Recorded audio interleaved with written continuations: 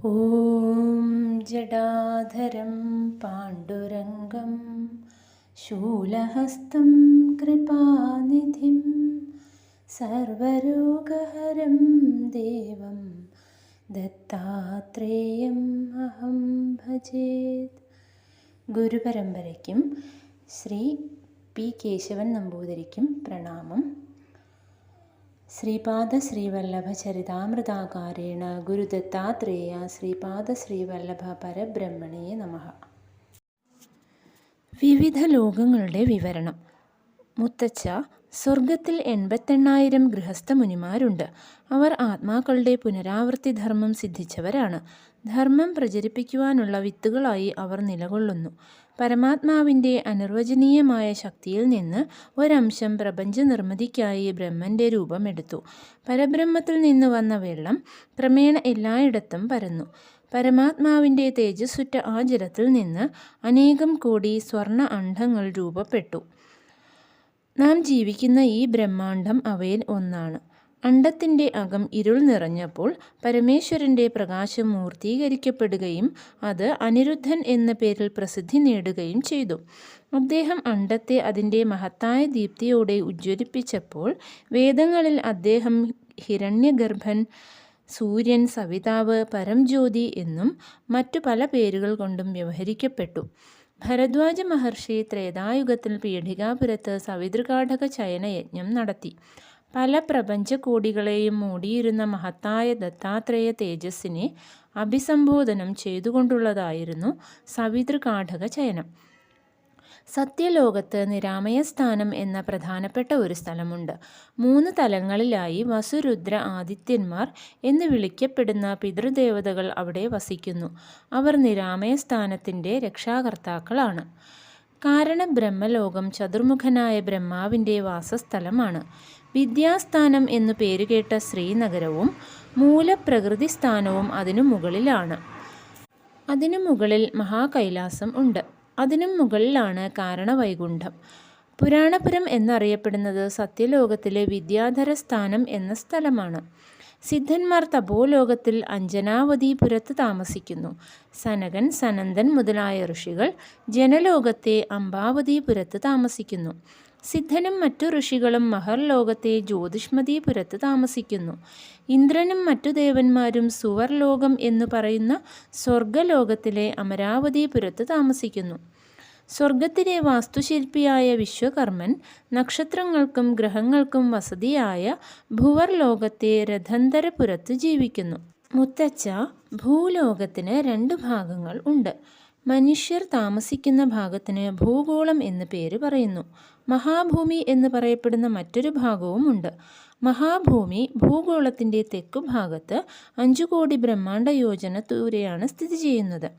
മർത്യലോകം എന്നാൽ ഭൂലോകവും ഭുവർലോകവും. ഇതിൽ മഹാഭൂമിയും ഉൾപ്പെടുന്നു. പാതാളം എന്നാൽ അതല, വിതല, സുതല, രസാതല, തലാതല, മഹാതല, പാതാളങ്ങൾ. പൊതുവിൽ ഈ ലോകങ്ങൾ സ്വർഗ, മർത്യ, പാതാളങ്ങൾ എന്ന് അറിയപ്പെടുന്നു. നാം ജീവിക്കുന്ന ഭൂമിയുടെ താഴെയാണ് മഹാഭൂമി സ്ഥിതി ചെയ്യുന്നത്. നടുവിൽ വൃത്താകൃതിയിലുള്ള ഒരു ഉയർന്ന സ്ഥലത്തോടു കൂടിയ രൂപത്തിലാണ് അത്. അതുകൊണ്ട് സൂര്യൻ്റെയും ചന്ദ്രൻ്റെയും പ്രകാശം മഹാഭൂമിയുടെ ഉപരിതലത്തെ എപ്പോഴും പ്രകാശിപ്പിക്കുന്നു. എപ്പോഴും വെളിച്ചമുള്ളതുകൊണ്ട് അവിടെ സമയവ്യത്യാസങ്ങളില്ല.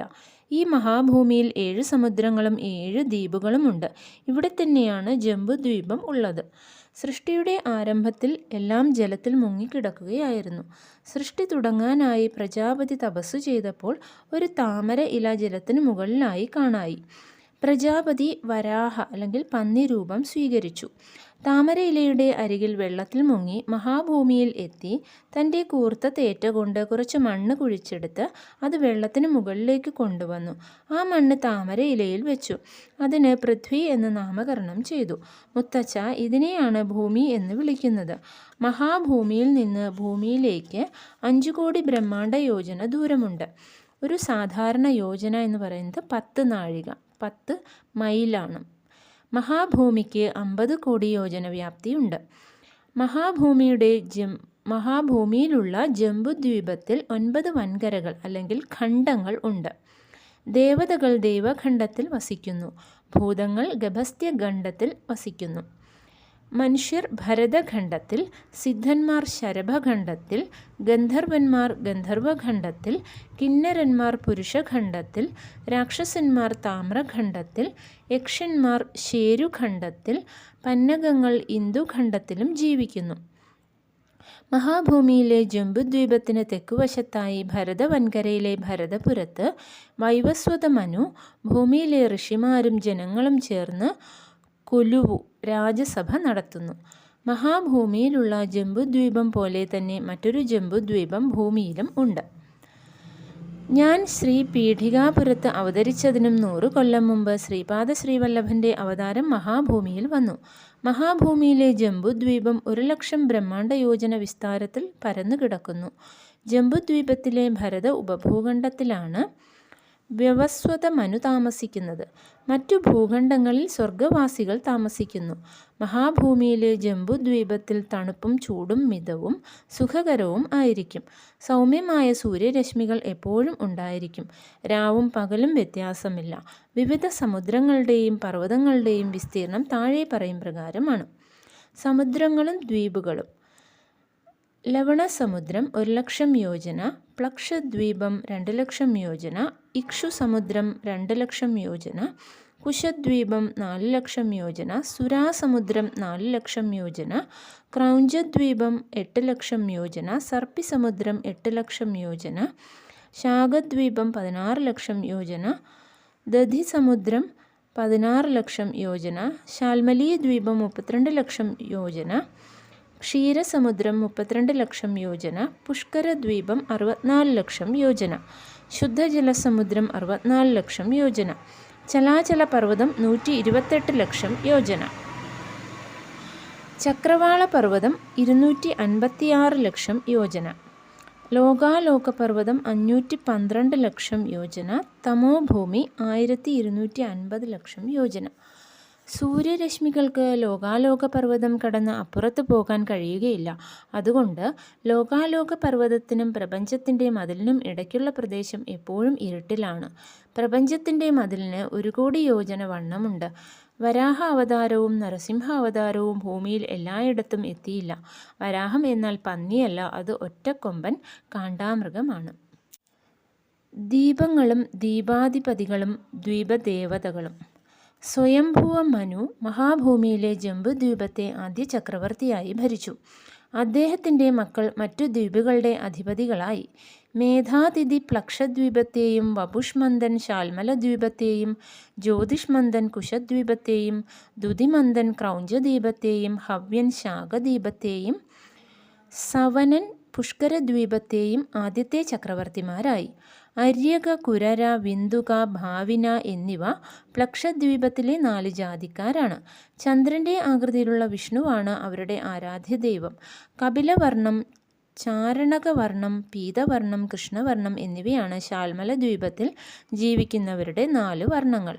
അവർ വിഷ്ണുവിൻ്റെ ഉപാസകരാണ്. ദമി, സുഷ്മിണ, സ്നേഹ, മന്ദേഹ എന്നിവയാണ് കുശദ്വീപത്തിൽ താമസിക്കുന്ന 4 ജാതികൾ.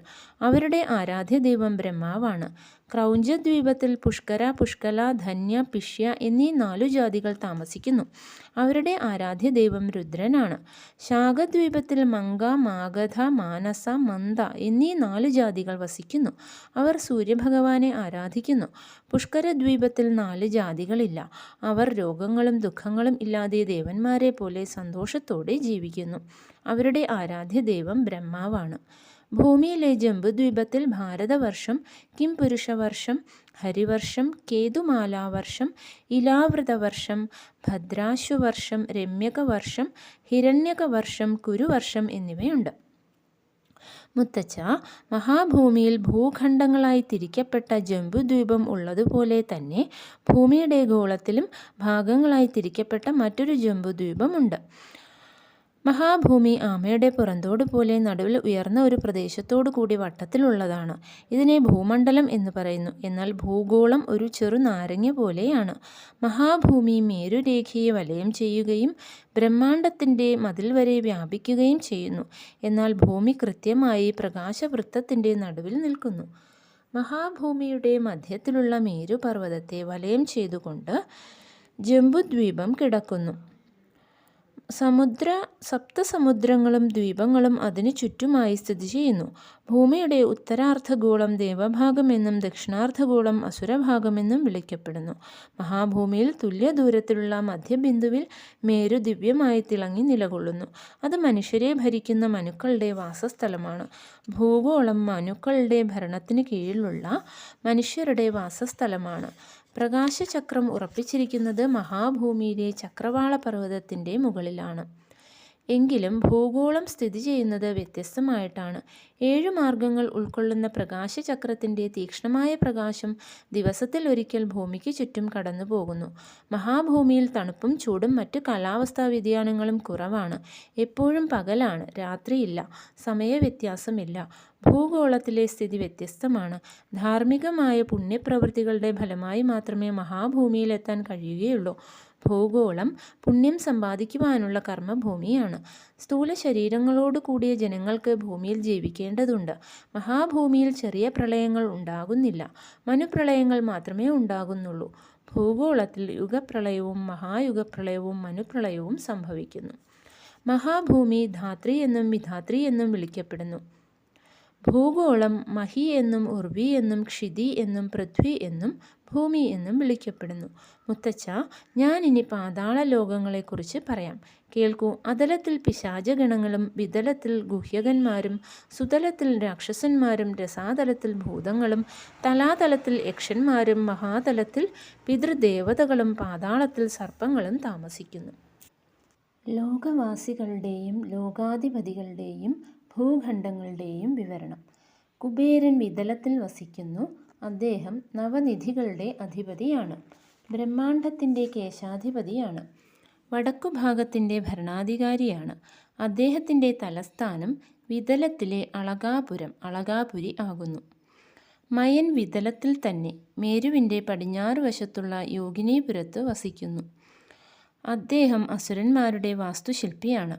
അദ്ദേഹം ത്രിപുരാസുരന്മാർക്കു വേണ്ടി 3 ചെറു പട്ടണങ്ങൾ നിർമ്മിച്ചു.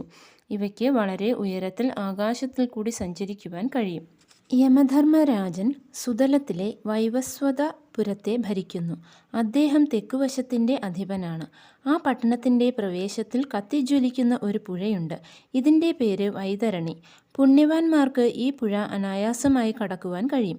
എന്നാൽ പാപികൾക്ക് അത് വളരെ പ്രയാസമായിരിക്കും. നിര്യതി എന്ന അസുരൻ രസാതലത്തിലെ പുണ്യനഗരത്തെ ഭരിക്കുന്നു. അദ്ദേഹം തെക്കുപടിഞ്ഞാറ് വശത്തിൻ്റെ അധിപനാണ്. ഭേതാളം പിശാചുക്കളുടെ കൂട്ടത്തോടെ തലാതലത്തിലെ ധനിഷ്ഠാപുരത്ത് താമസിക്കുന്നു. കാത്യായനിയുടെ ഭർത്താവ് ഈശാനൻ എല്ലാ ഭൂതഗണങ്ങളോടും കൂടെ മഹാതലത്തിലെ കൈലാസ നഗരത്തിൽ വസിക്കുന്നു. അദ്ദേഹം ഈശാന്യ വടക്ക് കിഴക്ക് ദിക്കിൻ്റെ ഭരണകർത്താവാണ്. ശ്രീമാൻ നാരായണമൂർത്തി പാതാളത്തിൽ വൈകുണ്ഠ നഗരത്തിൽ വസിക്കുന്നു. അദ്ദേഹം ഇവിടെ എല്ലാ മഹിമകളോടും കൂടി നിലകൊള്ളുന്നു. പാതാളത്തിലെ ഭൂതങ്ങളാലും വാസുകിയാലും മറ്റ് ശ്രേഷ്ഠരായ സർപ്പങ്ങളാലും സേവിക്കപ്പെടുന്നു. ശേഷനാഗമാകുന്ന ശയ്യയിൽ വിശ്രമിക്കുന്നു. ഇത് ശ്വേതദ്വീപത്തിലെ കാര്യവൈകുണ്ഠം എന്ന് വിളിക്കപ്പെടുന്നു. അവസാനത്തെ പാതാള ലോകത്ത് 3 തട്ടുകളുണ്ട്. ഒന്നാമത്തെ തട്ടിൽ അശരീരികളായ ജീവികൾ വസിക്കുന്നു. രണ്ടാമത്തെ തട്ടിൽ പ്രേതഗണങ്ങൾ താമസിക്കുന്നു. മൂന്നാമത്തെ തട്ടിൽ യാതനാദേഹമെടുത്ത ജീവികൾ വലിയ ദുരിതത്തിൽ മുഴുകി ജീവിക്കുന്നു. മഹാഭൂമിയിൽ 7 കടലുകളും 7 ദ്വീപുകളും ഉണ്ട്. ജംബുദ്വീപം അതിൻ്റെ നടുവിൽ സ്ഥിതി ചെയ്യുന്നു. അത് 9 ഭൂഖണ്ഡങ്ങളായി വിഭജിക്കപ്പെട്ടിരിക്കുന്നു. തെക്ക് ഭാഗത്തുള്ള ഭൂഖണ്ഡം ഭരതഖണ്ഡം എന്ന് വിളിക്കപ്പെടുന്നു. ഈ ഭൂഖണ്ഡത്തിലെ ഭരതപുരത്ത് സ്വയംഭുവ മനു വസിക്കുന്നു. ധർമ്മിഷ്ഠരായ വളരെ ജനങ്ങളും ഋഷികളും മനുവിൻ്റെ ഭരണത്തിന് കീഴിൽ ഉണ്ട്. അവർ ലോകങ്ങളെ ഭരിക്കുകയും ധർമാധർമ്മ നിയമങ്ങൾ നടപ്പിലാക്കുകയും ചെയ്യുന്നു. മഹാഭൂമിയിലെ 7 ദ്വീപുകളെ വലയം ചെയ്തുകൊണ്ട് ചരാചര ചക്രവാള ലോകാലോക പർവ്വതങ്ങൾ സ്വർഗലോകം വരെ ഉയർന്നു നിൽക്കുന്നു. അവയിൽ കൂടി വെളിച്ചം കടക്കുവാൻ അനുവദിക്കാത്ത അടുക്കുകളായി അവ നിൽക്കുന്നു. മഹാഭൂമിക്ക് താഴെ 7 പാതാളങ്ങൾ ഉണ്ട്. അവയെ സപ്തപാതാളങ്ങൾ എന്ന് പറയുന്നു. അതല ലോകത്ത് പിശാചുക്കൾ താമസിക്കുന്നു. വിതല ലോകത്തെ അളകാപുരിയിൽ കുബേരൻ വസിക്കുന്നു. വിതല ലോകത്തെ യോഗിനീപുരത്ത് മയന്മാരും രാക്ഷസന്മാരും താമസിക്കുന്നു. സുതലത്തിൽ ബലിചക്രവർത്തിയും ഭൃത്യരായ രാക്ഷസന്മാരും പാർക്കുന്നു. യമധർമ്മരാജൻ വൈവസ്വതപുരത്ത് താമസിക്കുന്നു. ഇവിടെ പാപികൾ അവരുടെ നാനാതരത്തിലുള്ള നരകങ്ങളിൽ തങ്ങളുടെ ശിക്ഷകൾ അനുഭവിക്കുന്നു. രസാതലത്തിലെ പുണ്യപുരം നിര്യതിയുടെ പാർപ്പിടമാണ്. ഇവിടെ ഭൂതാദിവർഗങ്ങളും ഉണ്ട്. ഭേതാളം തലാതലത്തിലെ ധനിഷ്ഠപുരത്ത് താമസിക്കുന്നു. തലാതലത്തിലെ കൈലാസപുരത്ത് രുദ്രൻ പാർക്കുന്നു. മഹാതലം പിതൃദേവതകളുടെ വാസസ്ഥലമാണ്. ശ്വേതദ്വീപ വൈകുണ്ഠം പാതാളത്തിലാണ്. നാരായണൻ ഇവിടെ വസിക്കുന്നു. മേരുവിന് തൊട്ടടുത്ത് താഴെ ഭാഗത്ത് അനംഗജീവികളും പ്രേതഗണങ്ങളും യാതനാദേഹങ്ങളും ഉണ്ട്. നിരാലംബ സൂച്യഗ്രന്ഥാനം എന്ന സ്ഥലത്ത് മഹാപാതകങ്ങൾ ചെയ്ത പാപികൾ ഇടം കണ്ടെത്തുന്നു. ഭോജനാനന്തരം അവസാനമായി ജലം നൽകുമ്പോൾ ഈ മന്ത്രം ജപിച്ചുകൊണ്ട് ഇവർക്ക് ജലം നൽകപ്പെടുന്നു. രൗരവേ അപുണ്യനിലയെ പത്മാർബുദ നിവാസിനാം അർദ്ധിനാം ഉദകം ദത്തം അക്ഷയ്യം ഉപതിഷ്ഠതേ. ലോകങ്ങളുടെ വിവരണം, അവയുടെ നാമങ്ങളും വിസ്തീർണവും.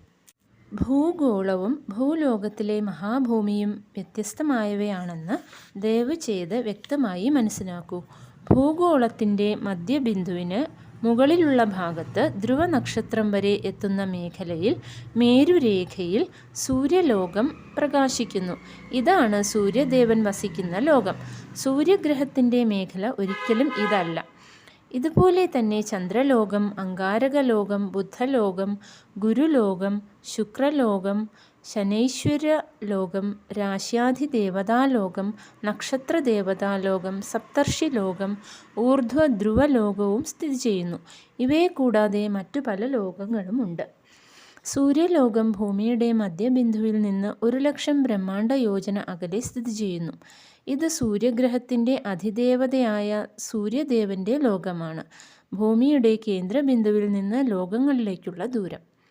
ലോകങ്ങൾ: ചന്ദ്രലോകം 2,00,000 ബ്രഹ്മാണ്ഡ യോജന ദൂരം, അംഗാരകലോകം 3,00,000 ബ്രഹ്മാണ്ഡ യോജന, ബുധലോകം 5,00,000 ബ്രഹ്മാണ്ഡ യോജന, ഗുരുലോകം 7,00,000 ബ്രഹ്മാണ്ഡ യോജന, ശുക്രലോകം 9,00,000 ബ്രഹ്മാണ്ഡ യോജന, ശനിലോകം 11,00,000 ബ്രഹ്മാണ്ഡ യോജന, രാശിയുടെ അധിദേവതയുടെ ലോകം 12,00,000 ബ്രഹ്മാണ്ഡ യോജന, നക്ഷത്രദേവതയുടെ ലോകം 13,00,000 ബ്രഹ്മാണ്ഡ യോജന, സപ്തർഷി ലോകം 14,00,000 ബ്രഹ്മാണ്ഡ യോജന, ധ്രുവലോകം 15,00,000 ബ്രഹ്മാണ്ഡ യോജന.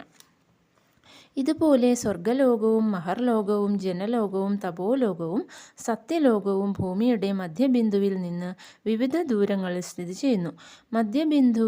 മധ്യബിന്ദുവും ബ്രഹ്മാണ്ഡത്തിന് ചുറ്റുമുള്ള ഭിത്തി അണ്ഡഭിത്തിയും തമ്മിലുള്ള ദൂരം 24,50,00,000 ബ്രഹ്മാണ്ഡ യോജനയാണ്. മധ്യബിന്ദുവും അണ്ഡഭിത്തിയുടെ പുറം ഭാഗവും തമ്മിൽ 25,50,00,000 ബ്രഹ്മാണ്ഡ യോജനയുമാണ്. ഭൂലോകവും ഭുവർലോകവും സുവർലോകവും മഹാപ്രളയത്തിൽ നശിച്ചു പോകുന്നു. സുവർലോകത്തിനു മുകളിലുള്ള മഹർലോകം ഭാഗികമായി ബാക്കി നിൽക്കുന്നു. ജനലോകവും തപോലോകവും സത്യലോകവും ബ്രഹ്മൻ്റെ ആയുസ് അവസാനിക്കുന്നതുവരെ നശിക്കുന്നില്ല. സുവർലോകവും മഹർലോകവും ജനലോകവും തപോലോകവും സത്യലോകവും അണ്ഡഭിത്തി വരെയുള്ള പ്രദേശവും ചേർന്നതാണ് സ്വർഗം. ദത്തൻ ആരാണ്? നരസാവധാനി മുത്തച്ഛ, ദത്തൻ്റെ തത്വദർശനം അനുഭവിക്കുവാൻ ലക്ഷക്കണക്കിന് ജന്മങ്ങൾ എടുക്കേണ്ടതായി വരും. കോടിക്കണക്കിന് ബ്രഹ്മാണ്ഡങ്ങളിൽ പരന്നുകിടക്കുകയും അതിനതീതമായി പോകുകയും ചെയ്യുന്ന മഹത്തായ തേജോമയമായ ഒരേ ഒരു പ്രകാശമാണ് ദത്തൻ എന്ന് അറിയൂ. അതേ ദത്തഭഗവാൻ തന്നെയാണ് ശ്രീപാദ ശ്രീവല്ലഭനായി അങ്ങയുടെ മുമ്പിൽ നിൽക്കുന്നത് എന്നും അറിയൂ. ദയാപൂർവം നൽകപ്പെട്ട ശ്രീചരണൻ്റെ ഈ ബോധനം ലഭിച്ചപ്പോൾ നരസാവധാനിയും ഭാര്യയും അത്ഭുതപ്പെട്ടു. 1 വയസ്സു മാത്രം പ്രായമുള്ള ഒരു കുട്ടി ഇത്രയധികം അതിശയിപ്പിക്കുന്ന കാര്യങ്ങൾ ആധികാരികമായി പറയുകയും താൻ ദത്തഭഗവാൻ തന്നെയാണെന്ന് പറയുകയും ചെയ്തപ്പോൾ നരസാവധാനിയും ഭാര്യയും തേങ്ങിക്കരയുവാൻ തുടങ്ങി. അദ്ദേഹത്തിൻ്റെ പുണ്യപാദങ്ങൾ തൊടുകയെങ്കിലും ചെയ്യണമെന്ന് അവർ ആഗ്രഹിച്ചു. ശ്രീവല്ലഭൻ അതിന് അനുവദിച്ചില്ല. നരസാവധാനിക്കും ഭാര്യയ്ക്കും അവർ ഇരുന്നിടത്തു നിന്ന് അല്പമെങ്കിലും അനങ്ങുവാൻ പോലും കഴിഞ്ഞില്ല. ശ്രീപാദൻ ഉറപ്പിച്ചു പറഞ്ഞു, ഞാൻ ദത്തനാണ്. അനേകം പ്രപഞ്ചകോടികളിൽ നിറഞ്ഞു നിൽക്കുന്ന പ്രതിഭാസം ഞാനാണ്. ദിക്കുകൾ എൻ്റെ വസ്ത്രമാണ്. ഞാൻ ദിഗംബരനാണ്.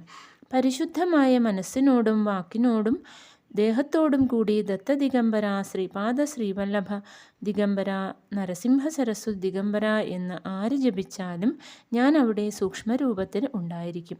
എൻ്റെ അമ്മയുടെ അച്ഛൻ ബാപ്പന്നാരിലു പൂർവികർക്ക് ബലിയർപ്പിക്കുവാനായി മറ്റു സ്ഥലങ്ങളിൽ നിന്ന് പാതകയ ക്ഷേത്രത്തിൽ എത്തുന്നവർക്ക് സൗജന്യമായി ഭക്ഷണവും താമസ സൗകര്യവും ഒരുക്കുന്നുണ്ട്. കാര്യം ഇങ്ങനെയാണെങ്കിലും അങ്ങ് അതിനെ ഇങ്ങനെ പരിഹസിക്കാറുണ്ട്. നിങ്ങളുടെ സ്വയംഭൂദത്തൻ എവിടെയാണ്? അദ്ദേഹം അപ്രത്യക്ഷനായില്ലേ? ഞാനാണ് ആ ദത്തൻ. എൻ്റെ ജന്മം കൊണ്ട് പവിത്രമായ ആ വീട്ടിൽ താമസിക്കുന്ന ആരും തീർച്ചയായും പുണ്യവാന്മാരായി തീരും. അവരുടെ പൂർവികന്മാർ പുണ്യലോകങ്ങളെ പ്രാപിക്കും. ജീവിക്കുന്നവരുടേതു മാത്രമല്ല മരിച്ചവരുടെയും ക്ഷേമത്തിന് ഞാൻ ഉത്തരവാദിയാണ്. ജനനവും മരണവും എനിക്ക് തുല്യമാണ്. എങ്കിലും നിങ്ങൾ വേവലാതിപ്പെടുന്നു. സ്വയംഭൂദത്തനെ ഉപാസിച്ചതിൻ്റെ ഫലം ഇതാണോ? അങ്ങേക്ക് എതിരെയുള്ള അപവാദം നീക്കുവാനായി അടുത്തുതന്നെ സ്വയംഭൂദത്തൻ വരും. പ്രതിഷ്ഠാ ചടങ്ങും ഉണ്ടാകും. ഞാൻ അങ്ങേക്ക് കൂടുതൽ നീണ്ട ഒരു ജീവിതകാലവും നൽകുന്നു. ദത്തനെ ധ്യാനിച്ചുകൊണ്ട് ജീവിക്കൂ. അങ്ങയുടെ അടുത്ത ജന്മത്തിൽ ഞാൻ അങ്ങയോട് ദയ കാണിക്കുമെന്ന് ഉറപ്പു തരുന്നു. ഈ ജന്മത്തിൽ എൻ്റെ പാദങ്ങൾ സ്പർശിക്കുവാൻ വേണ്ടതായ പുണ്യം അങ്ങേക്കില്ല. കോടി കോടി ബ്രഹ്മാണ്ടങ്ങളെ സൃഷ്ടിക്കുകയും സംരക്ഷിക്കുകയും സംഹരിക്കുകയും ചെയ്യുന്ന ഞാൻ, ഈ സൃഷ്ടികളുടെയെല്ലാം ഏക പരമാധികാരിയായ ഞാൻ, എൻ്റെ വരദാന ശക്തിയുള്ള ശുഭകരമായ കൈകൊണ്ട് അങ്ങയെ അനുഗ്രഹിക്കുന്നു. ഭയങ്കരമായ വലിയൊരു ശബ്ദത്തോടെ ശ്രീപാദൻ്റെ ദേഹത്തിലെ പരമാണുക്കൾ പൊടിയുകയും ശ്രീപാദൻ അപ്രത്യക്ഷനാവുകയും ചെയ്തു. എൻ്റെ കുട്ടി ശങ്കരഭട്ട് തൻ്റെ നാമത്തിൻ്റെ കൂടെ ദിഗംബര എന്ന് ചേർത്തുകൊണ്ട് കീർത്തനം ചെയ്യുന്നതിൻ്റെ രഹസ്യം ശ്രീപാദൻ വ്യക്തമാക്കി. സർവ്വവ്യാപകത്വമാണ് അദ്ദേഹത്തിൻ്റെ പ്രകൃതി.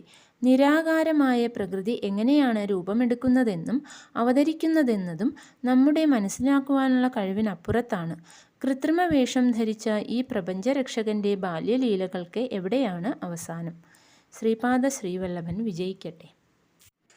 ശ്രീപാദരാജം ശരണം പ്രപദ്യേ.